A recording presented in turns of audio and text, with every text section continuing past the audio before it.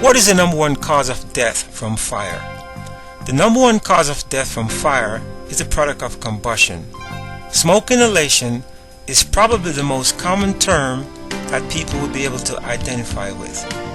Depending upon the environment, meaning how big the room is and what other materials are in the room, makes a big difference.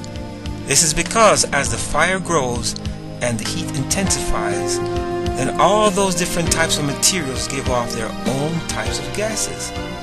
So what we usually see is the number one cause of death from fire is simply put, smoke inhalation.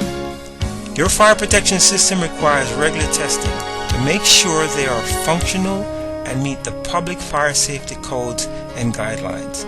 Absolute Fire Protection can professionally test your equipment as is required.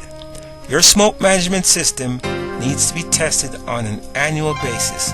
Call us today at 818-254-9928. The number is 818-254-9928.